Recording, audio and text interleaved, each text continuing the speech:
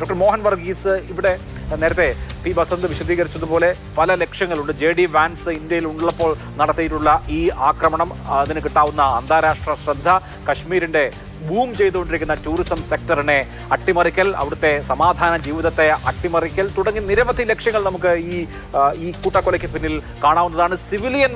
സിവിലിയന്മാർ പട്ടാപ്പകൽ ടാർഗറ്റ് ചെയ്യപ്പെട്ടിരിക്കുന്നു എന്ന ഭീകരമായ കാര്യം കൂടിയുണ്ട്. ഇത് എങ്ങനെ ഇന്ത്യ കൈകാര്യം ചെയ്യുമെന്നാണ് താങ്കൾ പ്രതീക്ഷിക്കുന്നത്? തീർച്ചയായും മൾട്ടിപ്പിൾ ഒബ്ജക്റ്റീവ്സ് ആണ് ഈ ഭീകരതയുടെ പിന്നിൽ പ്രവർത്തിച്ച ബുദ്ധികേന്ദ്രങ്ങൾ. ഒന്നിലധികം ലക്ഷ്യങ്ങൾ ഇതിലുണ്ടായിരുന്നു. ഒന്ന്, അതിൻ്റെ ടൈമിംഗ് ആണ്. ആ ടൈമിംഗ് എന്ന് പറയുന്നത് കൃത്യമായി പറയുമ്പോൾ ഇന്ത്യയുടെ ഉന്നത നേതൃത്വം നരേന്ദ്രമോദി ഭാരതത്തിലില്ല. ഇപ്പോൾ സൗദി അറേബ്യയിൽ അദ്ദേഹം ഔദ്യോഗിക വിസിറ്റിലാണ് 2 ദിവസം. അപ്പോൾ അതാണ് ഒരു സാഹചര്യം. അമേരിക്കൻ പ്രസിഡന്റ് നേരത്തെ സൂചിപ്പിച്ചതുപോലെ JD വാൻസിന്റെ സന്ദർശനം, ഇന്ത്യയിൽ 2 ദിവസത്തെ സന്ദർശനം ഇന്ത്യയിൽ ഉണ്ടായിരിക്കെ ഭാരതത്തിനുള്ളിൽ സ്ഥിതിഗതികൾ ഭദ്രമല്ല എന്ന ഒരു സൂചന ലോകരാജ്യങ്ങൾ കൂടുതലായി ശ്രദ്ധിക്കും എന്നതാണ് രണ്ടാമത്തെ ഒരു പ്രത്യേകത. പക്ഷേ ഇതിനേക്കാൾ വളരെ പ്രത്യേകത ഇവരുപയോഗിച്ച മാർഗമാണ്. Soft target, selection of soft target and identification of N area. നോക്കൂ, ബോംബെ ഭീകരാക്രമണം 2008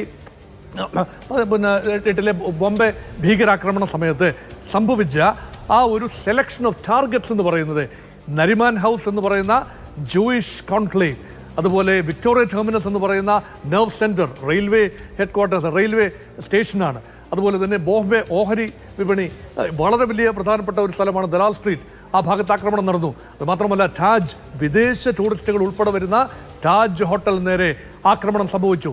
തിരഞ്ഞെടുക്കുന്ന ടാർഗറ്റുകൾ തിരഞ്ഞെടുക്കുമ്പോൾ പാകിസ്ഥാനിൽ നിന്നുള്ള ഭീകരന്മാർ പ്രത്യേക ശ്രദ്ധ പുലർത്തുന്നതായി അതിനകത്ത് കാണാം. ഇവിടെ നോക്കൂ, ടൂറിസം രംഗം, ഇവിടെ നേരത്തെ സൂചിപ്പിച്ച ജമ്മു ആൻഡ് കാശ്മീർ സ്ഥിതിഗതികൾ ശാന്തമായിരിക്കുന്നു, ടൂറിസം തിരിച്ചെത്തിയിരിക്കുന്നു. അങ്ങനെ വലിയ തോതിലുള്ള റവന്യൂ ജനറേഷൻ അവിടെ നടക്കുന്നു. ആർട്ടിക്കിൾ 370 അബ്രോഗേറ്റ് ചെയ്തതിനു ശേഷം ജനാധിപത്യ മാർഗത്തിൽ തെരഞ്ഞെടുപ്പ് നടന്നു. കാശ്മീർ സുരക്ഷിത പ്രദേശമായി മാറിയിരിക്കുന്നു. ഭാരതത്തിൻ്റെ വിവിധ പ്രദേശങ്ങളിൽ നിന്നുള്ളവർ, കേരളത്തിൽ നിന്നുള്ളവർ പോലും കാശ്മീരിൽ ഉല്ലാസ യാത്രയ്ക്ക് വേണ്ടി അവിടെ ഒരു ഡെസ്റ്റിനേഷനായി മാറുന്നു. അങ്ങനെയെങ്കിൽ ഇവിടെയെല്ലാം ഭദ്രം. ആ ഒരു അവസ്ഥ പാകിസ്ഥാനെ സംബന്ധിച്ചിടത്തോളം ചില്ലറ അലോസരമല്ല ഉണ്ടാക്കുന്നത്. ആ ഒരു സുഖകരമായ അവസ്ഥയ്ക്ക് ഭംഗം ഉണ്ടാകണമെങ്കിൽ Kashmir should be kept alive in Pak scheme of things. അതുകൊണ്ട് ഗ്ലോബൽ സ്കീം ഓഫ് തിങ്സിൽ കാശ്മീരിനെ എലൈവായിട്ട് നിർത്തേണ്ടത് പാകിസ്ഥാന്റെ ആവശ്യമാണ്. അതുമാത്രമല്ല, പാകിസ്ഥാന് ഇന്ത്യക്കൊരു മറുപടി കൊടുക്കേണ്ടതുണ്ട് 2 കാരണങ്ങളാൽ. ഒന്ന്, ബലൂചിസ്ഥാനിൽ വളരെ വലിയ തോതിൽ ആക്രമണങ്ങൾ നടക്കുന്നു. പാകിസ്ഥാൻ സൈന്യത്തിന് കടന്നു കയറാൻ ആവാത്ത രീതിയിൽ ബലൂച്ച് ലിബറേഷൻ ആർമിയുടെ പ്രവർത്തനം അവിടെ വ്യാപിച്ചു കഴിഞ്ഞിരിക്കുന്നു. കഴിഞ്ഞ മാസം ഉണ്ടായ ട്രെയിൻ ഹൈജാക്കിംഗ് ഒക്കെ നമ്മൾ കണ്ടതാണ്. അതുമാത്രമല്ല, പാക് താലിബാൻ അതിശക്തമായി മുന്നോട്ട് പോകുന്നു. അവിടെ നോർത്ത് വെസ്റ്റ് ഫ്രോണ്ടിയർ പ്രോവിൻസ്, അതായത് ഖൈബർ പഖ്തൂൺഖ മേഖലയിൽ പാക് താലിബാന്റെ പ്രവർത്തനം വളരെ ഊർജ്ജസ്വലമായി മുന്നോട്ട് പോകുന്നു. പാകിസ്ഥാൻ്റെ ഒരു ചിന്ത ഭാരതമാണ്. പാക് താലിബാനെയും അതുപോലെ തന്നെ ഈ പറയുന്ന ബലൂചിസ്ഥാൻ ലിബറേഷൻ ഫ്രണ്ടിനെയും സഹായിക്കുന്നത് ഭാരതമാണ്.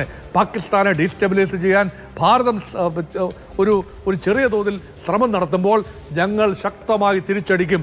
ഇന്ത്യക്ക് എവിടെയാണ് വേദനിക്കുന്നത് അവിടെ തന്നെ ഞങ്ങൾ ആഞ്ഞടിക്കും എന്ന രീതിയിൽ കാശ്മീർ തിരഞ്ഞെടുത്ത് അവിടെ ആരും പ്രതീക്ഷിക്കാത്ത സമയത്ത് ഒരു പ്രതീക്ഷയുമില്ലായിരുന്നു. അത് മാത്രമല്ല, ഈ പുൽമേടുകളിൽ, നമ്മുടെ രാമക്കൽമേട് എന്നൊക്കെ പറയുന്ന പോലെ നമ്മുടെ ഇടുക്കി ജില്ലയിലെയൊക്കെ പുൽമേടുകൾക്ക് സമാനമായ തുറസായ സ്ഥലമാണ്.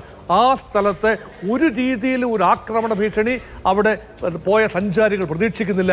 അവിടെയാണ് ഈ കുറച്ചു പേര് മാത്രം ആയുധധാരികളായ 3-4 പേര് ആർമി സൈനിക യൂണിഫോമിൽ കടന്നു വന്ന്, അതും ആരും സംശയിക്കില്ല, അവരെ നിസ്സഹായരായ ആളുകൾക്ക് നേരെ നിറയൊഴിക്കുന്ന കാഴ്ചയാണ് കണ്ടത്. അതിനർത്ഥമെന്ന് പറയുന്നത് കാശ്മീരിനുള്ളിലും ഇന്ത്യക്കുള്ളിലെ മറ്റ് ഭാഗങ്ങളിലും ഒരു ഫിയർ സൈക്കോസിസ് ഉണ്ടാവണം.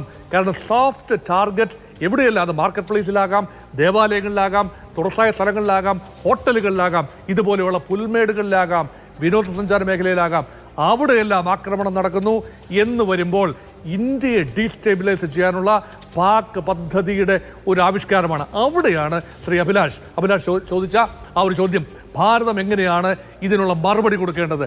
ചരിത്രപരമായ മുൻകാലങ്ങളിൽ ഭാരതം ഏറെ സംയമനം പാലിച്ചു. പക്ഷേ പുൽവാമയ്ക്ക് ശേഷം ബാലാക്കോട്ട് എന്ന സംഭവം സംഭവിച്ചത് വലിയ തോതിൽ ഇതിഹാസ തുല്യമായി ഭാരതത്തിൻ്റെ ഒരു ഒരു ഒരു ഒരു ഒരു മാറി വരുന്ന ഒരു ഡൈനമിക്സ് അത് സൂചിപ്പിക്കുന്നു. കാരണം അടിക്ക് തിരിച്ചടി അത് ഐക്യരാഷ്ട്രസംഘടന പോലും പറയുന്നില്ല.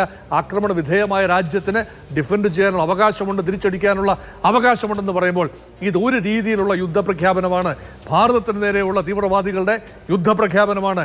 അങ്ങനെയെങ്കിൽ തിരിച്ചടിയുടെ രൂപം, ഭാവം, സമയം, സ്ഥലം എന്നിവ തീരുമാനിക്കേണ്ടതുണ്ട്. ഇവിടെ ബാലാക്കോട്ടിൽ തിരിച്ചടിച്ചു എന്ന് പറയുന്നത് പാകിസ്ഥാൻ സൈനികർ തീവ്രവാദികളെ ട്രെയിൻ ചെയ്തിരുന്ന കേന്ദ്രങ്ങളാണ് ബാലാക്കോട്ട്. അവിടെ തെരഞ്ഞുപിടിച്ച് ആക്രമിച്ചപ്പോൾ ഇപ്പോഴും പാക് അധിനിവേശ കാശ്മീരിൽ ഏറെ താവളങ്ങളുണ്ട് തീവ്രവാദികൾ. ഇത് ലഷ്കർ ഇ തോയ്ബയാണ്. ലഷ്കർ ഇ തോയ്ബയുടെ ഒരു പോഷക സംഘടന എന്നുള്ള രീതിയിലാണ് TRF, റെസിസ്റ്റൻസ് ഫ്രണ്ട് എന്നാണ് പറയുന്നത്.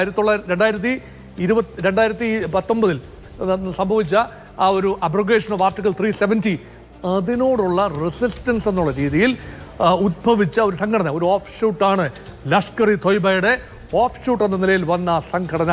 ആ സംഘടന വളർന്ന് പന്തലിക്കാൻ സാഹചര്യം ഉണ്ടാകുന്നത് ഒഴിവാക്കണമെങ്കിൽ അവരുടെ ട്രെയിനിങ് ക്യാമ്പിലേക്ക് ആക്രമണം വ്യാപിക്കണം.